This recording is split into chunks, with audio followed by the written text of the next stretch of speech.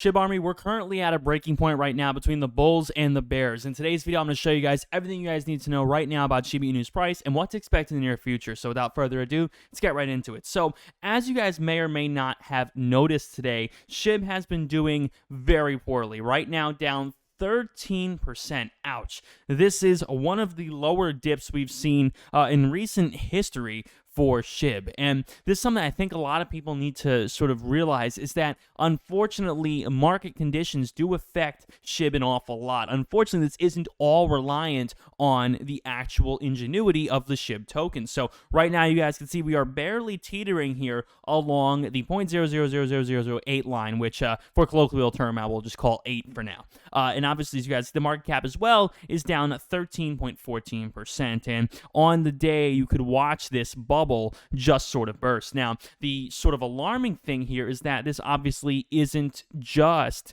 with SHIB, this is also with Ethereum. So if you look at Ethereum here, you guys can see on the 1 day, we're a little bit in the green briefly, and then, oh my goodness, all the way bottoming out here to a little under 3,000. Now, the idea here is that a lot of altcoins will follow Ethereum, will follow what Ethereum does. I mean, if I want to think of a ton of other altcoins, there are so many out there. I can look at VeChain, down 13%. Veracity, it's probably going to be something similar here. Oh, Veracity's actually up. Interesting. One of the few that isn't. But I would say that the majority of these here, VeChain here, down 13%. I'm curious as to pancakeswap. I actually don't know what pancakeswap's doing right now, down 6%. So, a majority of them here across the board are not performing very well. And you guys see this here, XRP is down. The vast majority of these are not performing very hot. Chainlink is down. Of course, the Chainlink, is somewhat, integral in a lot of different cryptos. Litecoin down. So all across the board, fellas, this isn't looking too good. And again, with a handful of exceptions out there,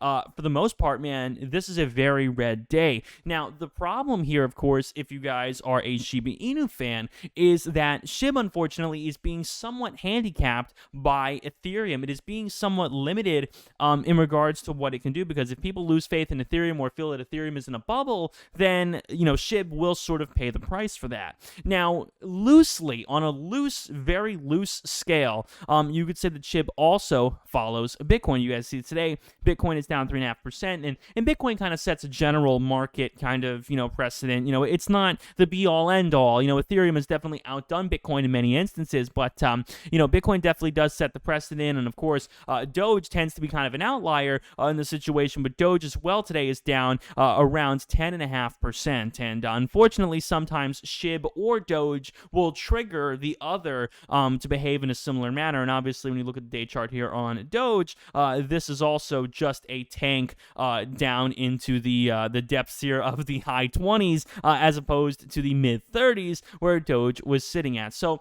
why does this happen? Well, again, I can't speak on a particular tweet or announcement or anything like that which sort of generated this, but what I can speak on is from a technical standpoint, man, it looks like this bubble just burst a little bit, man. And you guys can look at this on the end of the day here on the 16th. Again, it was looking like it was getting ready to retest the 10 line, and that's this line right here, which you guys can see. It looks like it was getting ready to retest that at some point, and people were like, oh my goodness, this is the first time we've seen this in forever. And obviously, in my last video I talked about what some analysts said, that it looked like it was approaching that as well. Now the hard part here is that when you look at this buy volume, man, my goodness, it is high. And when we pull up the relative strength index, I'm sure you guys will be able to get a little bit of an idea here. At a few points here, it is pushing past, what is generally considered acceptable by the relative strength index. And that's nothing fatal. This shouldn't really cause,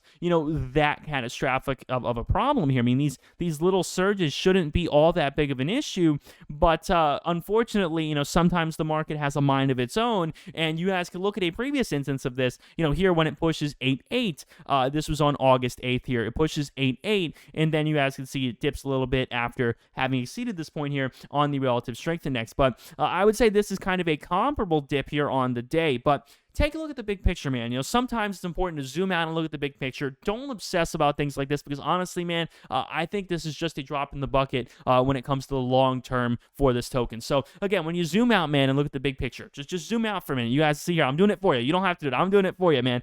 Zoom out here, okay? Obviously, here's, mid-June, and here is where we are now, okay? Look at this amount of progress we've made since the lowest point we were in July. This is a lot of progress, and if we were to try to draw a rough line here through it, man, this is pretty nice. I'm sorry, this is pretty nice. Of course, nothing is perfect, nothing is foolproof, but generally, man, this is a nice amount of progress. And the fact that we're worrying today, being down, 13%, the fact that it still is at 8 is pretty impressive, because, really, from a technical standpoint, the real line of support here, the only line of support that we really know is, from a technical standpoint, roughly 7-1-ish. I mean, there really isn't any safer, line of support you can give. And again, here's, me being really conservative and saying, hey, I don't think it's ever really going to drop below 7-1 here for the foreseeable future. This is our guess at a support line here from a conservative standpoint. If you want to be a little bit more aggressive with this, you could say, okay, maybe a line of support at like 7-6, and something like 7-6 is probably what we'll be testing here in the near future. So again, you guys can see, at a couple points here, what do we get down to? 778. Right now we're at 798 right now. So it does have a little bit of room to bounce off here. But again, from a conservative standpoint, if you want to look back a few weeks, man, I mean, there's a long period of time here where, a little above 7, it is managing to, sort of bounce off of. And right now, the relative strength index here is really near the bottom. So my hunch is I don't think it's going much lower than this. So you guys can see it here. The relative strength index right now is pushing near the bottom. So at 32. So in theory, if this goes down to, let's say, like 28 or something like that, we would probably see these candles chart down to maybe like 7.3 or 7.4-ish, and then that could very easily lead to a snap back. And, we've seen this happen in previous instances. If you look at the relative strength index here, you guys can see, it gets kind of low, it gets a little dangerous. Okay, we're, at like 7.4 here. You see the relative strength index, and then boom, snaps back up to around 8 once again. So this could very well be a similar movement. The thing that I think scared a lot of people was how fast this happened. So again, last time this dipped down below to, the mid-sevens mark, the highs were a lot less drastic. But, this was very inspiring, man, to watch this really push this 10 mark once again. And I think that's kind of what got a lot of people worried today, is the fact that we were about to break, groundbreaking territory, about to reach a wonderful new sort of era for SHIB to finally break off that extra zero and enter it. And I think a lot of people were worried that that wouldn't be sustainable. And unfortunately, those worries did come true today. So again, bears came in, or people wanted to collect their profits and said, hey, I don't think we're going to be able to sustain all of this rapid growth, which you've been seeing here recently. And that's what's led to, a little bit of fear, and obviously leading to this tiny bit of a sell-off here. But again, I don't think it's going to get much lower than this, because obviously we're already towards the bottom of the relative strength index, and things would have to turn a little bit more sour. So obviously, if in the future coming days here, of course, if Ethereum wants to, kind of snap back and, of course, have a green day, I think SHIB will recover a lot of these losses quite quick. And once it does, it'll be a little bit more stable, because, every time a crypto drops like that and recovers, it shows a little bit of resilience. Now, obviously, if SHIB was tanking right now down to 6, I'd say, okay, yeah, you should worry, but I don't think that's going to happen here. Just a hunch, don't think it's going to happen. So with that being said, guys, I hope you all have enjoyed the video. If you guys did, make sure to drop a like and subscribe. Let me know what you guys think about the new video format. I've been trying to switch between these screens a lot, so hopefully you guys like that. Definitely check out my Webull link down below in the description if you guys want to get started with some cryptocurrency and some stocks and whatnot, and we both get some free stocks, and there's a great way to support the channel if you guys enjoy these videos, so I really do appreciate it. With that being said, my name is Matt, and make sure to turn on notifications, fellas, as well. You'll get a little bell icon on your screen. Make sure that's filled in, that way you guys always get a ping whenever I post a new video. Promise I don't waste your time. So thank you guys so much, and I'll catch you guys on the next video. Peace.